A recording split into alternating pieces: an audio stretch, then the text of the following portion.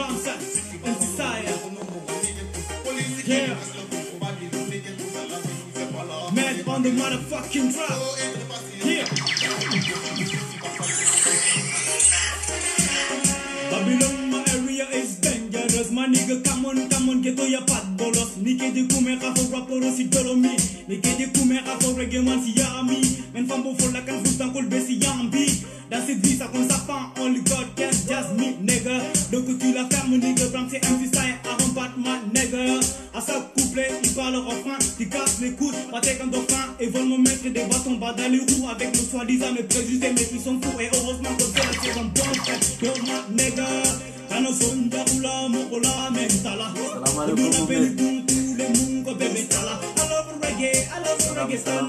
Mon nom est Jigé, no one ever say the ton. Man, you rap bandila, get a reggae man, it's the bandila. All us Bob, Tupa, follow. Tupa, do fire bandila. You know I'm singing, nigga, I'm a warrior. Them the earth, brother, when you see my letter. Say that we are the king, music never gonna be. Music Barcelona con number one nigga to police again Lucas lo fue con Babylon nigga to la vie c'est pas là pour les Babylon c'est bon bien ça là c'est ça camara con number one nigga to police again Lucas lo fue con Babylon nigga to la vie c'est pas là pour les Babylon la vie c'est pas facile Babylon pour ailleurs fait des bien Babylon qui fait des mal sur Babylon ou c'est pas fait des mal à peine c'est la CIA pour me des mal c'est la CIA c'est la beauté pour respect. En soi, il ne pas personne. Que personne ne peut nous rasta. La vie c'est éteinte, rasta. Nous sommes pas des régulants. Nous sommes descendants du Barcelone, Babylone. Nous sommes descendants du Barcelone, Ghettoman. Nous sommes descendants du Barcelone, Ghettoyou. Nous sommes descendants du Barcelone comme champion. Barcelone, pour la Germanie, Ghetto. Partagez maximum s'il vous plaît. Information de manière de passer là s'il vous plaît. Partagez maximum.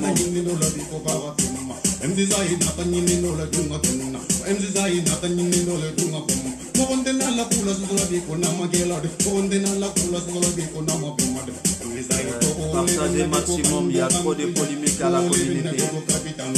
Dans la communauté. Music Barcelona con number one nigga to police qui nous casse le bruit pour Babylone nigga to la vie c'est pas là pour les Babylone il faut être patient la vie dans nous ghetto Music Barcelona con number one nigga to police qui nous casse le bruit pour Babylone nigga to la vie c'est pas là pour les Babylone il faut être patient la vie dans nous ghetto Music Barcelona con number one nigga to l'équipe complet parce que équipe nyanta complet là les amis madame Talal s'il vous plaît j'attends juste quelques trucs attendez s'il vous plaît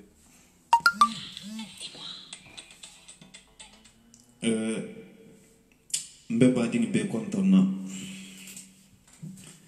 mba falalian assalamu alaikum muslimi ala contrôle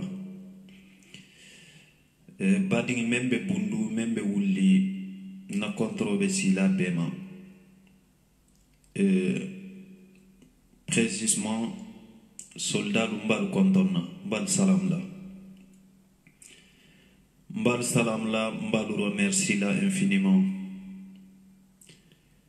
et raouli kebe développement kelo kela mogol raouli redema mogol raouli rakela combati ndemi fem fono fora soldat lu remercie mogol ben kele kan ira munya mogol ben nani kan ira munya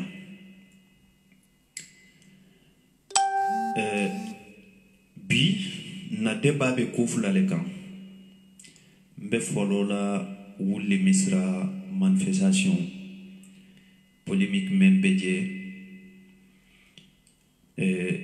mbe donni kachala woleto na communauté nyin kono la polémique mankante lu tema communauté nyi na killing fa killing isonta imanson abe wonyale etemi abono wonya. Donc à un moment donné politique kana na dunkudo mamen Kenya long politique kanna na dun kuto min fambono mento nin bundun ka wulita bi asitili wulli le la kata musu ngini la ni wullin ka wulita asitili bundu le la kata musu ngini la ndelel sing hajo ita nyola wulala ndelel sing hajo ita nyola su nin kumendum be wonya ndelu mim fam fisi ano nyokoti ndum man fisa nyokoti fana polémique be keren ko action soldat jaha be munkela wulli misra action soldat jaha be munginina wulli konola o mun kuma kanti action soldat jaha be munginina wulli konola ça veut dire quoi?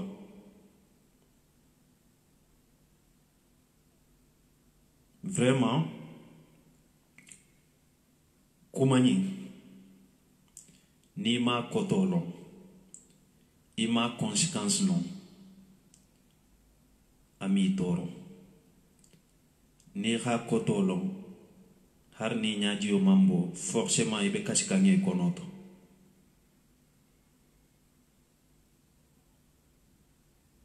action soldat jaha be munyene na wulli kono. C'est triste. Kuma fo tante. Mais moro mengafo askeno aman kumanyale no. Ako kabe nginin karo lela. Jamale ka publication inje. Akabe nginin karo lela. Donc aman memfo nteo mutala aka memfo mbewole mutala. Ako kabe nginin karo lela. La manifestation organisée à Rakane Ralon motif momenti. C'est logique, c'est normal. Ngakane Raïdala manifestation avec Keka Munkama. Au monde de la baroleti. Mais si vous voulez vraiment savoir manifestation avec Keka Munkama, moi je pense que c'est facile. Ni qu'un sidia rancomé. Et tu sais lire, tu sais écrire. Je pense que na Facebook a publié le Morodul Fananra a publié la Facebook Lukan avec statil là. Si tu as envie de savoir une telle vidéo qui est quand la porte est ouverte, je suis connecté 24 heures sur 24. Contacte-moi s'il vous plaît, partage la vidéo maximum. Et la communauté a besoin de savoir le motif de cette manifestation. La communauté a besoin de savoir pourquoi action soldat de manifestation qu'elle a eu les misra.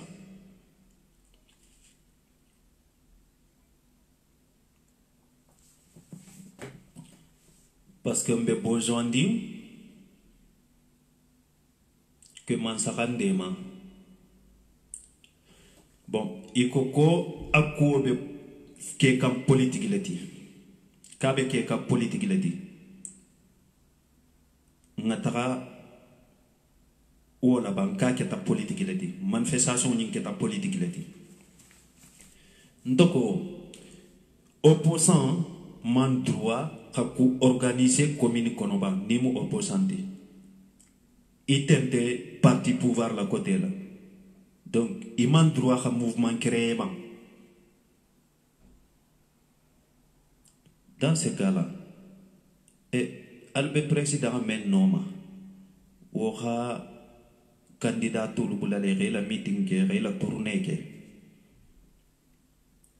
Tout le monde a le droit de s'exprimer sur les réseaux sociaux ou physiquement. Harna khatara ko politique la monde. Mbetara kan politique base le la otide. Opposant nous droit d'aller, la cour organisée, la manifestation nous que.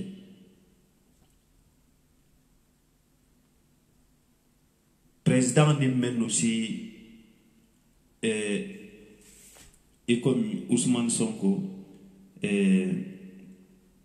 Madi Kenya, Idrissa Seck, Macky Sall.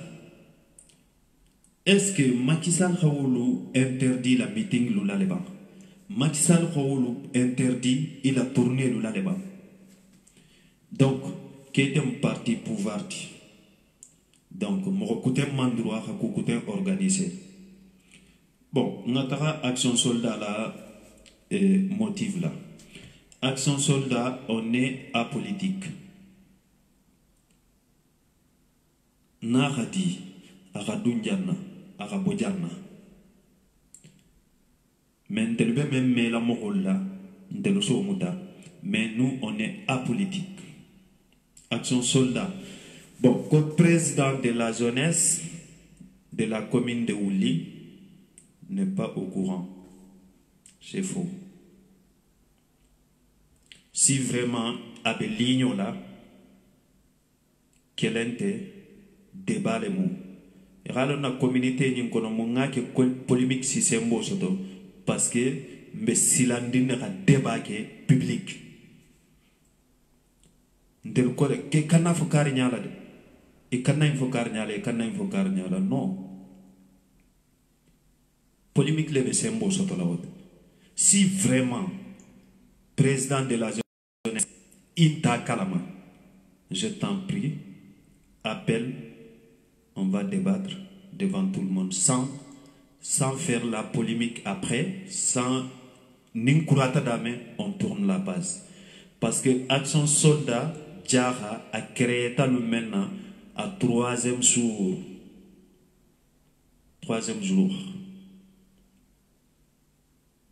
Le président de la jeunesse la dunga konola. A tout à konola le faux kununko mercredi. A bota kono. Kabira créé le même avec groupe WhatsApp kono faux mercredi a bota kono. Donc, il y a un kalama. Ni retili ini alala. Groupe nyingono. Kuma ka manfoje menni politique be mono nyari. Non. Peut-être même be fola fona katara iman laola. Mais groupe nyingono et tumba kono le de A à Z. Groupe créé à troisième jour le ngala dunje a bota mercredi lungle. Donc ce qui veut dire fem fota groupe nyingono abela kalama anene mankuma. Donc ni woko kanta kalama o ko ha golele de mbe fe kilim folali la jeunesse.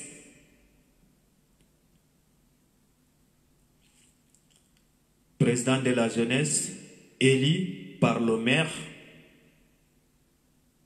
nta temasilande, ngampane atela kuokuna, nta kirtike kande, c'est un frère.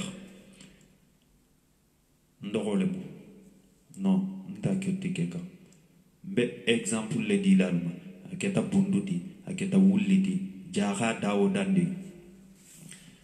Mouna fatako président de la jeunesse. Tu dois être côté de la jeunesse. Une jeunesse le nyanta. Même Benkileka, s'il te plaît, je t'en prie. Je suis en plein de discours. Président de la jeunesse, élu par la jeunesse, Omi et Cité Ratara. À la bite de maire Boula. Président de la jeunesse, élu par la jeunesse. Mais n'indunga politique pays nyarami. Maire Kamokodo Tatendron. Akala Sigi, comme président de la jeunesse. Mais où est-ce que la mairie? Quelle est la politique? Quelle politique est quelle idée? Politique intégralité. Et ni parti pouvoir que comme on coûte mieux pour la ou les sades qu'on a là où financer que non. On est dans un monde libre. On n'est pas prisonnier. Mon côté aussi manifestation organisée de nos sades pour Rassate le droit à réclamer, c'est tout. Rien de plus. mogol sila effort ni mbeke foko kana sibima parce que te man ko nya ton kayata era polémique na ti o ko kono ngana dépense luke ngana énergie dépensée physiquement mentalement tout le monde est perturbé pour l'organisation. Tout le monde court partout. Nsinna barul ke kajigi khatra réunion luke vikenola. On n'a même pas le temps d'équiper la du personnel lula. Mbe mborla ko pour la communauté bonodo. Albeba kalamale ira politique manigance nyamenantelia mais c'est pas possible. Ning continue tatem c'est pas bon amani abena la guerre civile letila. Al mohol boule la liberté la dondi. Et Mouna Djanembi Bessila, président de la zone Khalonko, Misra be besoin d'une stadma. Sango san Djalol bena concert kelaje. Sango san ibetare la navetan et final tanatamba. Koule beke kamo entourage bela. Mbadama me radio la mbadama me télé la. Parce que télé teje radio teje. Nga fonko jeunesse lycée école la collège la lycée là ici munke rekul la europogan parce qu'il y a pas d'emploi. Pourtant l'état s'est emploi à créer les non-telia ni kebe emploi à créer la Dakar mais c'est 10 000 fois plus cher que à créer un telia parce qu'il y a des espaces chez nous. Afon na yiro menu jeteke la président de la zone Sinto Kalamaba maire ta Kalamaba. Je manque de respect à personne. Yiro menu betegela. Nko yiri tege mfanga gullo do lubato be malon mfela folabi. Ntumbe fe khafo ninkurata nyina parce que mbe clôturer la le débat kutembe bundukan pour un sinano. Mais fonga fo jam parce que nsitaje. Il a irtego isa mele ko irtego permis le bebulo ni ma permission di me miake permis ni ko na be je nyadi ibe yiro me yate tegela ibo yate le tutula et c'est fort le ba contrôler kanne mer lu ba contrôler la tout le monde a le droit mo le droit ta la yiro tege ke hajo ni nyala mais droit ta ka tege nyame droit ta ka tutu nyale. Na téléphone le filita non terra détail qui l'aime par année budget le ben laring wo yiri tegela lukam commune kono la yaka kanga mensara wo budget le ben laring yiri tegela lukam koni na ta yiri tegera inu droit be bulu hani wonte sa te dinglu bulu en même temps na jaran ka dinglunte isi tagatara fulale mu olofo si kutem ibe bokan ayer khananari isi la bugundi ngelole nim fitro si te kadulu konola ibe musolu wa nyala herante donc à un moment donné nga tonya fo nyoyen communauté njana si damena mbe besoin dine khakuma ge fo nyoyen alfata polémique nati la communauté konola ala nga maganya mundi dondi.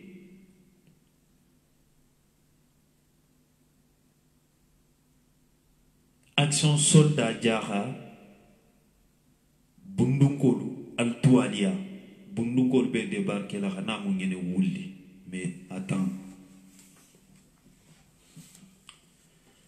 Bundunkolu be na mu ngene na wulli mbada ma kumame mbada ma je c'est la première fois nte ba mela mais c'est dangereux kuma jako le muindi ntelelu mukilinte badi nyambe exemple fladila badi nyato eko badi nyada tuma meka jigi akhiban jigila kabe silandi ke kana kunduka tende kundu fendi donc mo kan na fo kebe badi nya kuntula e ko ndal tala kay sando fanam fo ko kolon dole mu ni xela tado la jigije ni be jiyo la yelela isi sula wule nga si la tado firi ila tado si kolon kono ila julo ma yele bari mo si malo ko sulo mu bebe silandi ko setani le beje mo do ko kate jigije ko bari janna be jigila je ko kata ga ba dingilu noma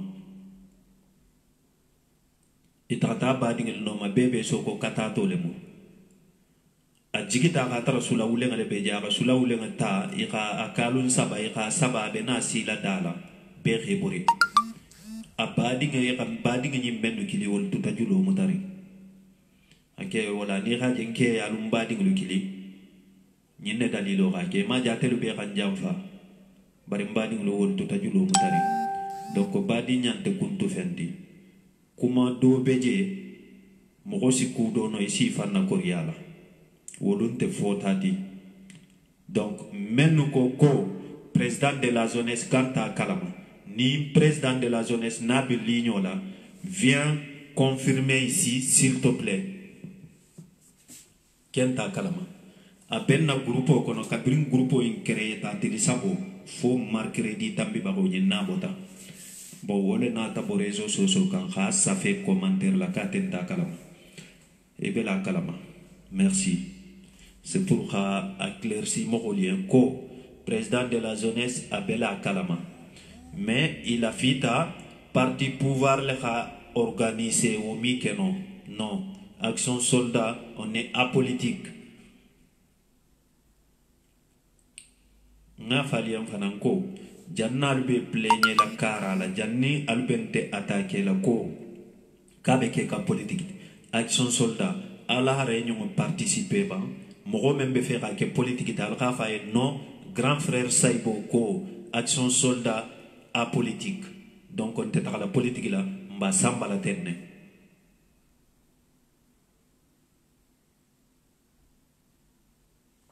merci ni question be membulu concernant njana fem wuli manifestation la kuoto et si la question posée, à qui t'a écrit le débat, à qui t'a appelé le débat, et la question posée, la porte est ouverte, c'est un débat ouvert.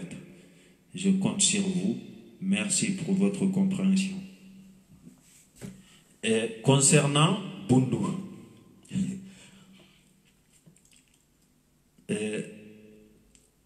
Bundu Merlo, et bien préparation là, qui porte plainte là. Nanta lukono ala madunna lukono ala famina fodwa yisi jabi idingelu kay la nyoko kan kili jam mahani mo na ba kalama parce que mo golunte kilinte jusona ko ngakuma don foko to nyante to OK, il y a pas de souci ndento moti khafo mbulo malla keso kan non foni rafo dum bulula odunte bundu ko wati nda wuluta bundule nga bundu maîtriser le ko me histoire do fola le gumbe de histoire de la association ni fulo lu tenta ka association do le former nga vidéo ke wole kan iran attaqué au vidéo là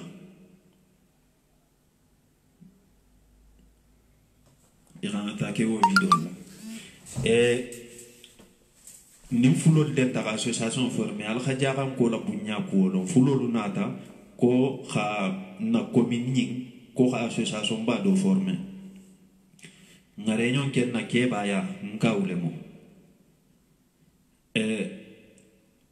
ate ko direct ko ka fulo ke presidenti ko bay wole le nin kuma kanyen nata voter kunta to kunya ngine tato ko ka fulo ta ka ke presidenti otumana ninte ko be kuma la te nyala dora wuli ka sezo le ta ka be labila parce que ala maro khafati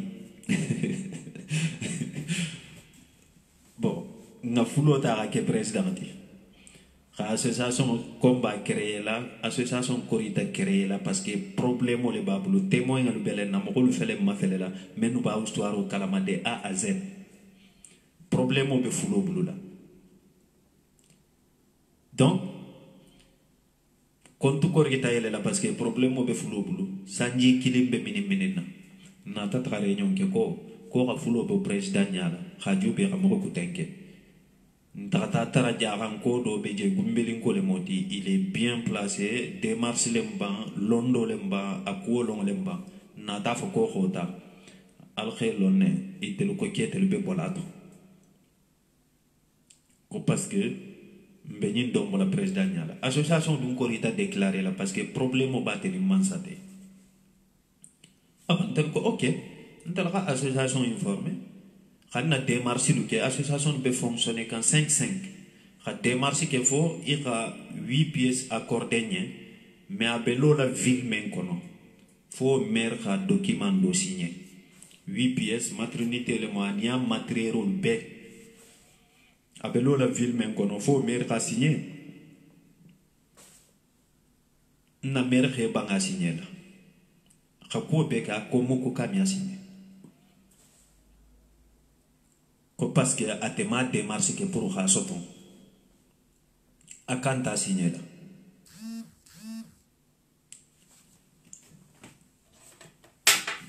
ali haketu donni na portable nga branché parce que na vidéo le donni ali haketu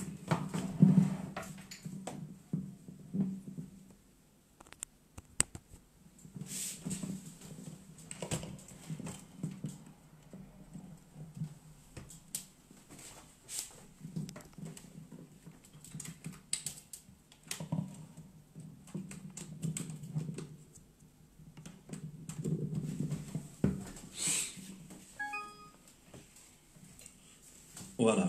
Donc, Akeba wole signé là. Akema borim ma wo kola anata francijan. Ake tujan ne kankau kilisu ko hantelu kilijan ko puru ngare nyonge. Wo hantelu kilijan ko na mere ko kala fitani ngare nyonge. Na keba fana ngantelu kili. Mbe taka benje. Khaben na keba ya. Nga lungu men diama a lunyin confirmer na association président ye ndata ben na ke baya ero sita manna hakili a khala téléphone faka abe jigiyari menya ko kili o ke banga répondre na laban o khala téléphone faka insister ta hakili nyawnya ndimbe hakili ka ko dala sotonna amanna re nyona ataka su il a financé que ko baraso ke bundu kola baraso le mde ko ha ke bundu kola mais baraso be kala gumbeli le non ne fota ko baraso ke gumbeli mais ni baraso ke ta gumbeli fula sate fula be gumbeli en fando ni jio te futala no mais bundu to mu me be si jio soto fo sa tendi fula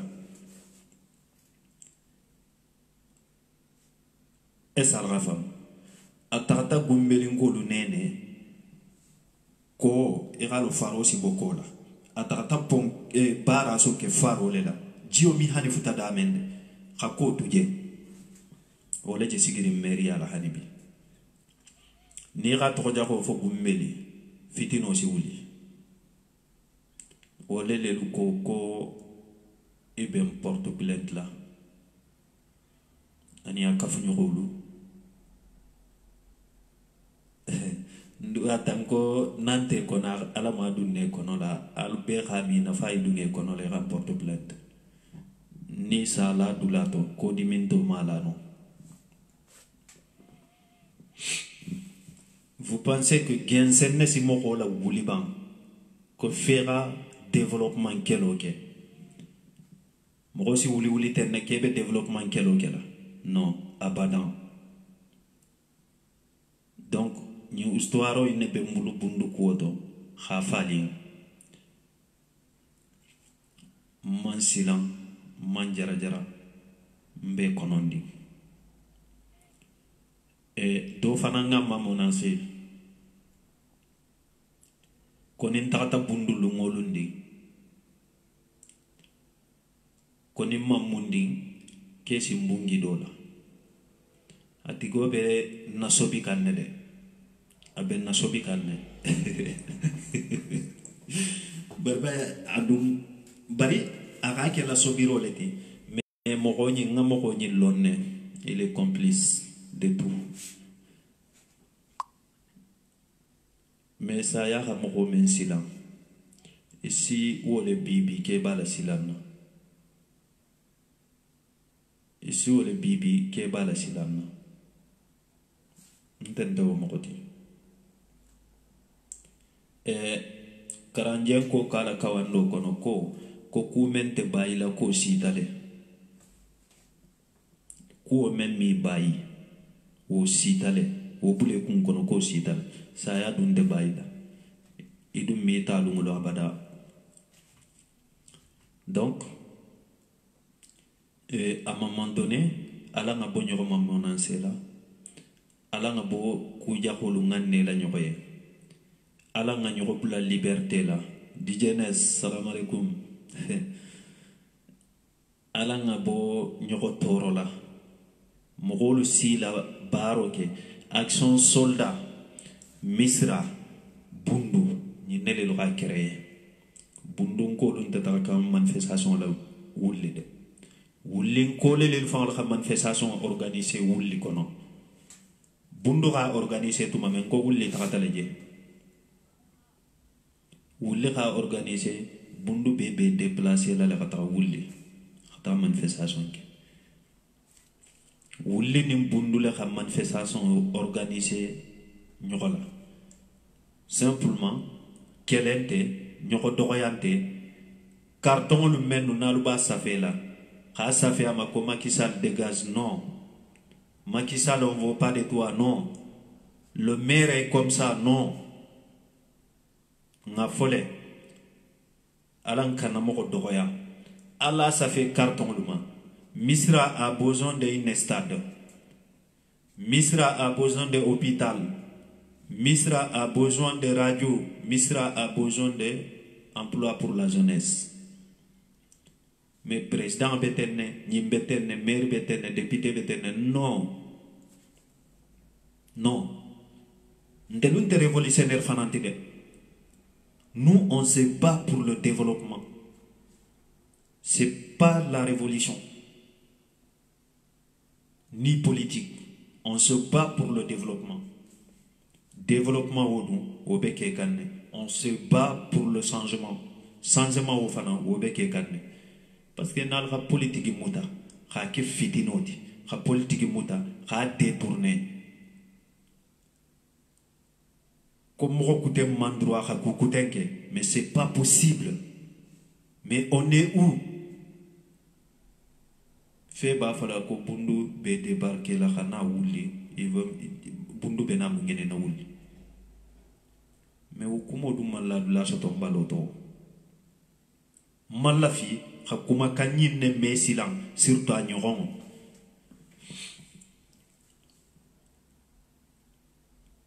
ete sentella bono misira fes misira barino bunduti baraso keje ni moyen be je suis désolé hein.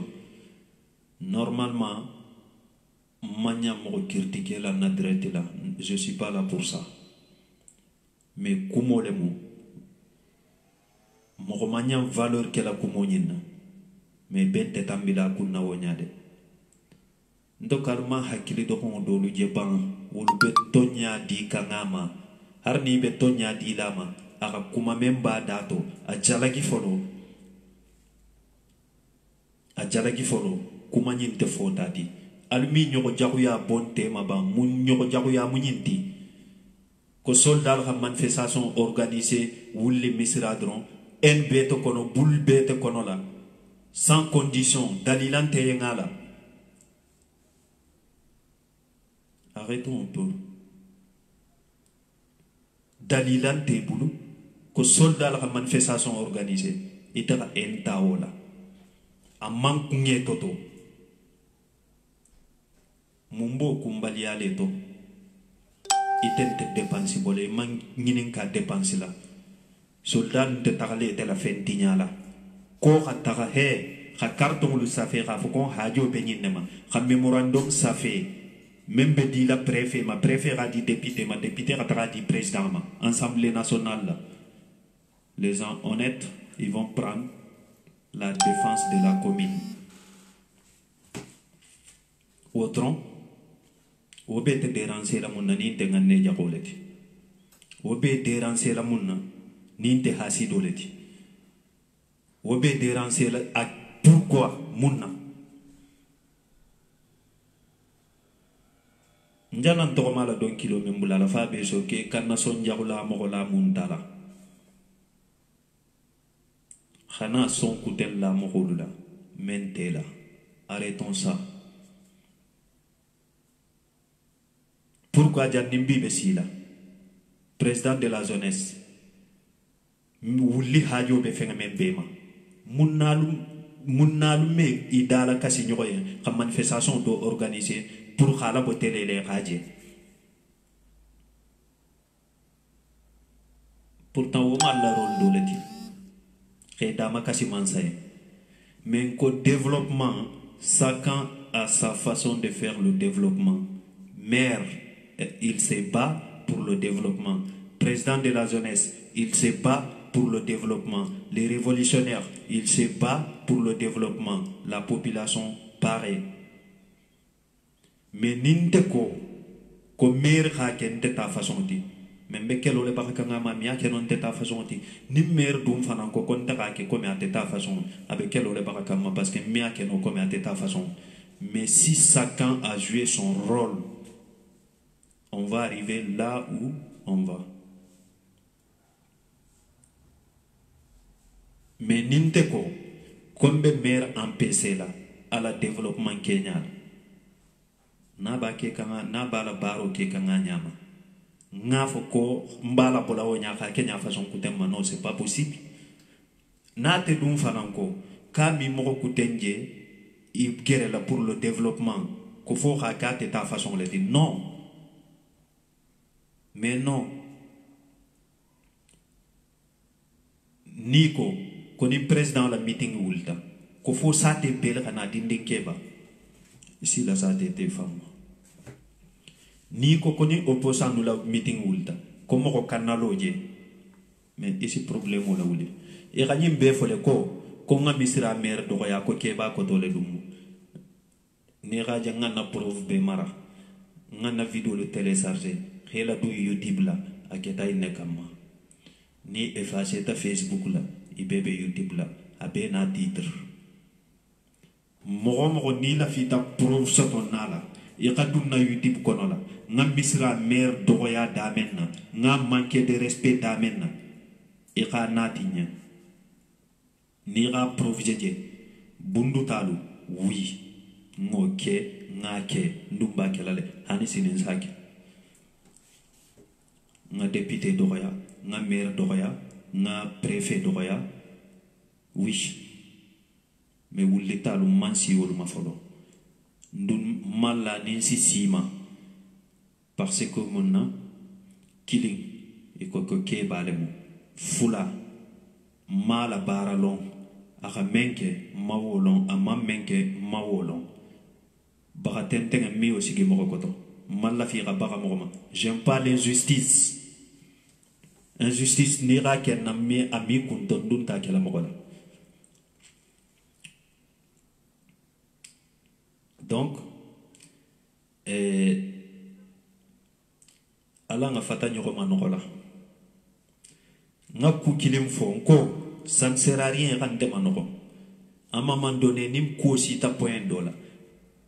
Malafi moko fan kam monta moko kendeti, moko tenya koto moko kendeti. Je fais ce que je veux. Pourquoi me manquer là? Parce que pourquoi la fita jeunesse le démala, jeunesse régnale, jeunesse la comportement changé, jeunesse la politique changé, jeunesse l'on khafoko. Il est temps nga wuli ka changement ke. Mouvement façon d'obédier ke ba koto miya ke non. Ni jeunesse be mer là. mairie la bi asi gidi asi wuli asi taga réunion do participer Dakar tout de suite asi nanari ani ala mobilo asi borla asi tirim borla keba kotonto kelano jeunesse ici dindinglu kilino e convaincre dindinglu sinano e kan e convaincre ini keba mi sigino ko dialogue façon ke donc à un moment donné jeunesse mi keba lu changer non mais dindinglu ala lon khafoko je me bats pour vous mon canal lu changer je me bats pour vous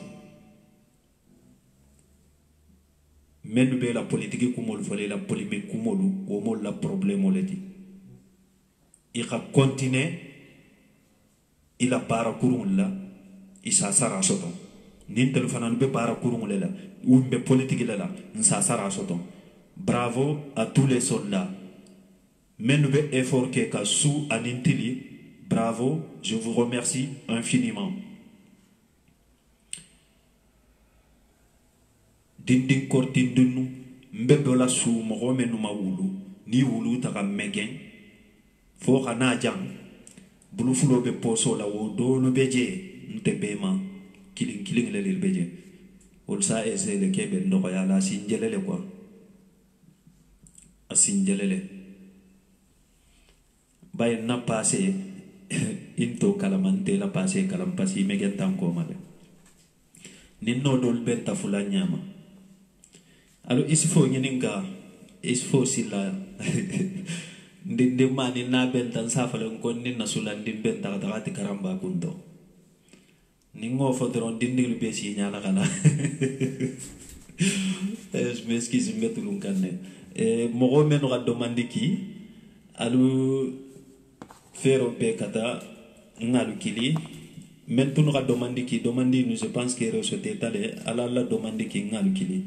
Donc c'est juste pour que clair nyoyen polémique même siaring jeunesse alkana boulé noma ou kole ko khantilim par koni parti pouvoir man koumen organisé comme ko ci kano organisé ko parti pouvoir dron ko drone droit ta ko organisé donc soldat la manifestation men organisé misra et la polémique dun non manifestation nous disons non, politique, dictateur, il est temps de nous respecter. Albo le santé la die. Alkana silan fila, alkane nani, alkane doya, menga men fanan fali alal hakilo kende mogolu sinale noje, hakelo kereyalma, hakelo tilingala, alkhi bori bema. D'ailleurs, si possible, on n'a pas beaucoup de temps, mais prenez 20 personnes. 20 personnes, Hakaf gendarme luma, mais nous avons manifestation cadrée là. Si Bundu Janna contacté, et retarder l'organisation là. Ici, Hani, quelques personnes nabo, Hakafu, gendarme luma, Misra Jeffan, jeunesse. Al zone si dolta men be kaf la gendarme la kana manqué 20 personnes en total men be manifestation cadrée là parce que mo men mi si fitino nati le no al kan la manifestation dula comme ma folé igala wuli kelo le kamma kele dunte ndel be taralo la mansale bulula nsi taralo ke mansa bulu nyadi kala bo tele la mansa khandema avec kawo drone kamma ante kekan kukuten kama John Tunga demande qui douto itelemba ou bien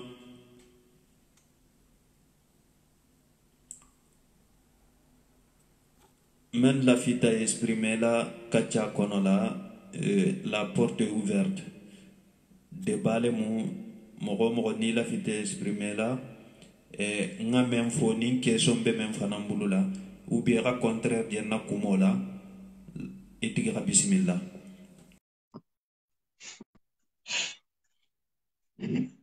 ani haketu donde mbedo le kilikan atigo si exprimer donde en tout cas jeunesse le grand frère ils sont là tous les grands frères sont là parce qu'ils sont là comme duto senu foni ba fode ja Sadio Diawara fo katapula Mohamed Biakelugo pour nous dire, mais ils sont là pour vous aider. Alkane mutalo jakoti, mutalo jakoti, bébé maro de la tro. Sinon, n'tebenna baro la gens. Moi, je me bats pour le développement des villages. Je me bats pour créer l'emploi des gens au bled. Muna igenye tunkono parce que mbadaka tekdo natiko. Mbadaka tekdo natiko ko immigration. Barjandi ba fala mo ko e ko tiya. Abe tula men kunna je woda da folo. Ni emploi be je. Ni jeunesse lo a école foni relaji ni jeunesse lo a école foni ra kete ba mi emploi be je. Ala ngere emploi ba créer. Ala ngere na commune lo développer.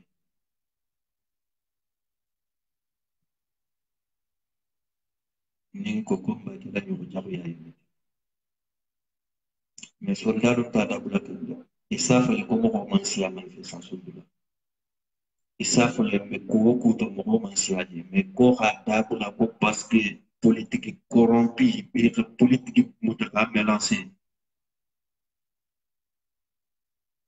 Ah ça peut que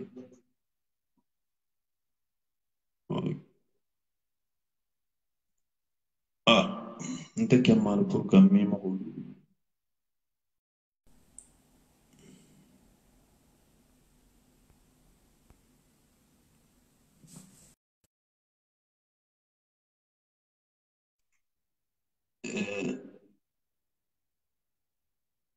jato bombe cliquant et comme que ça peut ni à m'en passer do ketal sina bimambula lignola bimambula lignola mais bimu kachaleti kachanye c'est très important parce que comme on a ramolo bata someno mumbe ibe mbe commentaire répond la someno mumbe commentaire karanga ils ont le temps commentaire répond Raoul Karan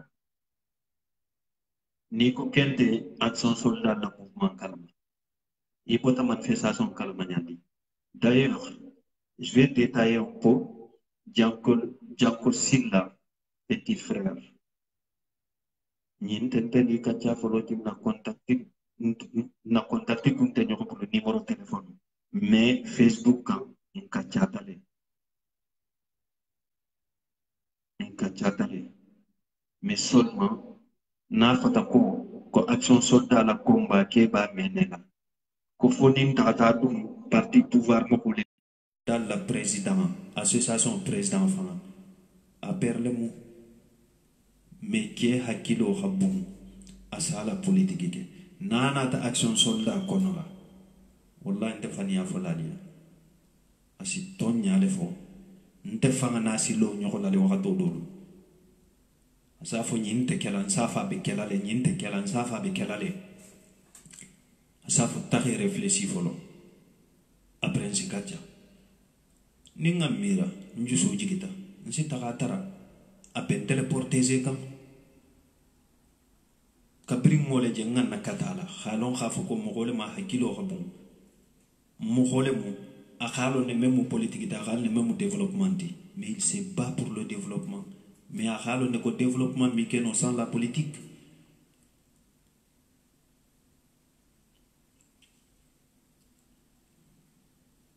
d'ailleurs nte valeur ba kela mo xolla ni xaje nga publication ñi ndron ngan tariya xam publication do ken américain ko nim membe ñinti go répondre iri mundi il faut pas blesser la communauté dunia nya ben na jaxan ko lu be ñoko nani lay kanana nya mbena la lay kanana nya dunia nya be wala ngaje tuma men na fo njuso jara jara kono la ko me mbengere la communauté protégée mbengere la communauté mo kana sima mfangal damma xana ku do la wuli ñoko tema khayita dunia be la comme fele ñoko la je veux plus voir ça Nimenga agneront publié. S'il vous plaît. Personne ne répond. Je dis personne. Ça, c'est ratigota privé là. Ni radje, je suis obligé à réponse dans le kédje. Alta publication ni ma fele. Nga réponse fin bouladje. Alha lire. Kumalemu. Juste pour kelo dafara réseaux sociaux. Maintenant, kela si tout le monde est venu banani là. Maintenant, il faut que dunia bang. Dunia be vite sur la nyawanyan de jaran kola ko man sinon. Jaran kola ko mi sinon non fana. Mais jaruya kana mo ko bula ko façon dola. C'est triste. Ça n'inquiète. Maintenant, vidéo de budget, allez-y, vidéo nasara, c'est très important. Allez vidéo partager aussi maximum. On en a besoin. La communauté a besoin de changer sa politique. La communauté a besoin de changer sa mentalité. Surtout la jeunesse. Dino fanganata tout m'amène. Qui l'a basé une jeunesse le camp pour sensibiliser. Il y a 20 ans, 50 ans. Il y a qui pour changer les mis au changer non. Mais jeunesse les noms. Mais jeunesse les noms. Nous nous faisons 40 ans bi. Alors politique est à donc Djahouyani, alors effacer son domaine là. Le YouTube soldat est libre. Rentrez là-dedans. Alors vidéo le écouter. Mettre un boulot maintenant. Alors rejoint. Ni même si contacter non ni la fille de d'une action soldat qu'on a là. Fille ou garçon, tout le monde est le bienvenu.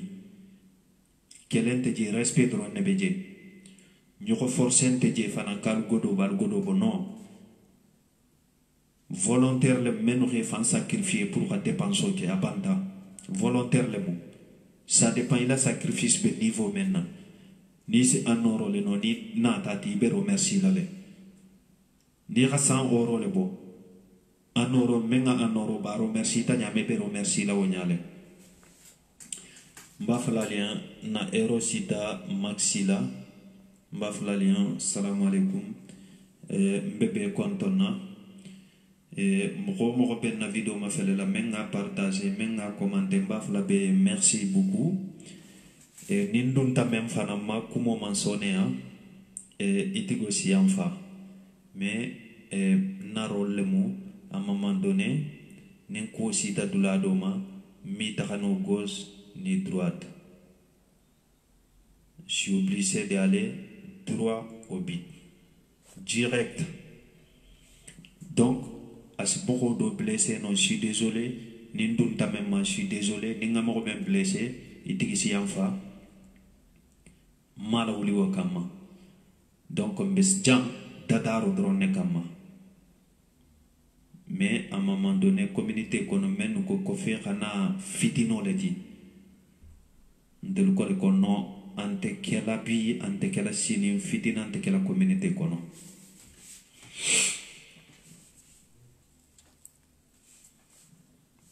Oui. Youssouf Silla, soldat, franchement, je suis content de vous. Merci beaucoup, Youssouf Silla, merci beaucoup. Donc, je suis arrivé à la fin. Mbafala lien, salam alaikum. Al vidéo partagez maximum.